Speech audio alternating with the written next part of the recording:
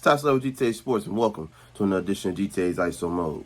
If you haven't already followed GTA Sports Network and GTA Heat Check on all social media platforms, don't forget to like, comment, and subscribe to GTA Sports on YouTube. And don't forget GTASportsNet.com for all things in more sports. Today, we're talking about the Portland Trailblazers. And for once, I'm not going to talk about Damian Lillard, because that report's already all over. I mean, you've heard. They've been kicking it around. He wants to go to Miami. Portland wants Bam. Miami doesn't want to trade Bam. So, of course, it's going to be a 3 to 4 team trade to get Dame out of Portland, if he even leaves this season. This video is actually about Scoot Henderson, okay, and the future of the Portland Trailblazers without Dame, because I think it's a foregone conclusion that Dame will no longer be a Trailblazer within the next year, if not within the next few months, training camp possibly.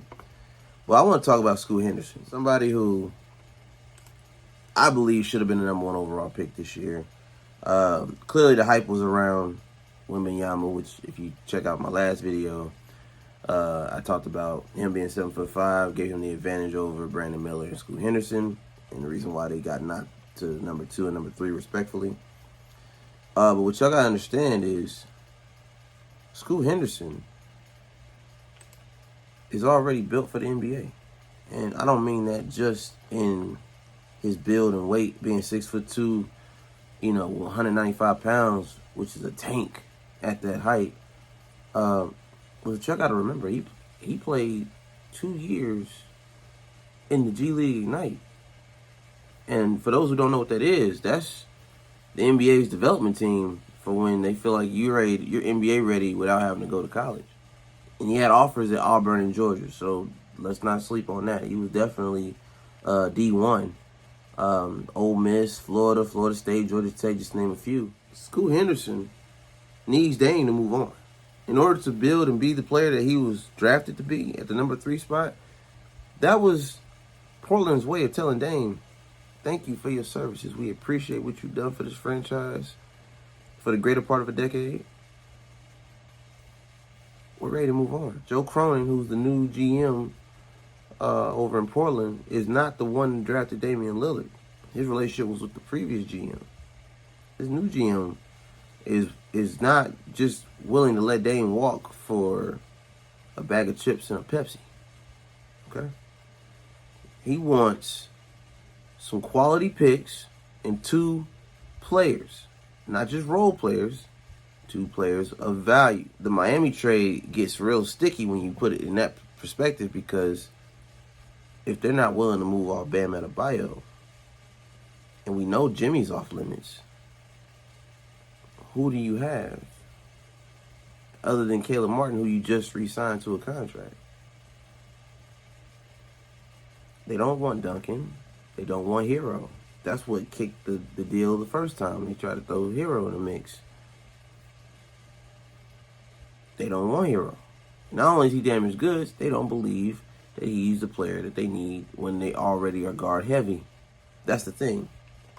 Portland is guard heavy. Scoot Henderson's a point guard, so why would you bring another point guard that's going to be fighting for minutes, fighting for touches, fighting for possessions, fighting for, facilitation, the whole 9? You're going to have a battle at the point guard position when you already got Simons, you got Shaden Sharp, you got all these players that play similar positions. And even Shaden Sharp's a power forward, he can play the point as well. So don't sleep on that. Don't need another point guard. It's Scoot's team. As I said in the thumbnail and in the description, Scoot is the future. So no need for Tyler Hero in Portland. He's going to be taking up a roster spot, and he's going to be in the way. Egos are going to clash, and it's going to stunt Scoot Henderson's development. You don't draft a Scoot Henderson at number 3 and make him ride the bench. No, he was drafted at number 3 to be the man. This is his franchise. This is Joe Cronin's Portland Trailblazers with Scoot Henderson at point. And then you build from there. But that's his centerpiece. Another player that they got out the draft, Chris Murray, I believe he's twin brother of Keegan Murray, looks just like him, spitting image. They got him at number 23 overall. So don't sleep on him either. Chris Murray's a bucket. Scored 19 points in the last Summer League game. Efficient 19 points, might I add. So don't sleep on that. It was 7 of 12 with shooting, 7 rebounds. He made 4 out of 7 threes in that last matchup against Charlotte Hornets. 97-93, by the way. Shaden Sharp had a great game that night, too, by the way. Let me just go ahead and shout him out. 26 points, 8 of 17 on the shooting. He shined best in the fourth quarter. It was beautiful, man. But I'm going to do a video on Brandon Miller, so stay tuned for that. I know y'all saw the thumbnail. Brandon Miller's up next. He had a great game that night, too, going up against Portland. 26 points, 8 of 15 from the field. Overall, Dame has to accept that he took too long to leave. Should have left while the other GM was there, but he kept taking the money, kept taking the money, kept taking the money, kept taking the money. He took the max extension every time he was eligible. He didn't take a pay cut. If y'all didn't learn anything from Tom Brady, the GOAT in football, Mr. 7 Rings himself, okay? He took a pay cut every time he could, so that way Robert Kraft could build the team. A winning team. You can't expect a winning team when you taking the money, Dame. You took the money. Dame Dollar, you took the money. You said F the rings, get the money. And I ain't mad at it because you got a kid, you got a family. So you did what you're supposed to do. You secured the bag. But it cost you a championship. Good luck to Dame.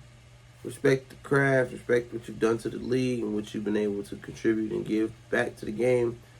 I hope you find a contender to land on. But at the end of the day, Squires Henderson is the future of Portland.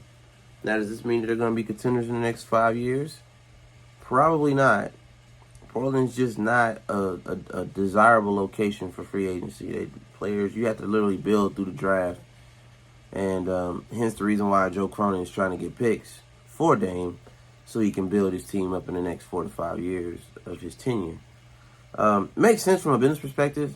Sucks. You know, Dame was loyal to a franchise that may possibly screw him when it comes to his trade. But that's the game. That's the business. He's going to do what makes sense for the franchise, not necessarily what makes sense for Dame. Even though Dame gave his career to this franchise. It's a sad, sad story, but it's a cautionous tale. You know, you have to do what's best for you and yours. You can't show no loyalty to a corporation. That's all about the bottom line. And the bottom line is they need picks because Portland cannot attract free agency agents like they need to. And this has been a Portland Trailblazers edition of GTA's ISO Mode. Follow me at Slatter on all social media platforms. Don't forget to like, comment, subscribe to GTA Sports on YouTube. Make sure you follow GTA Sports Network and GTA Heat Check as well. This is Slatter, and until next time, take care.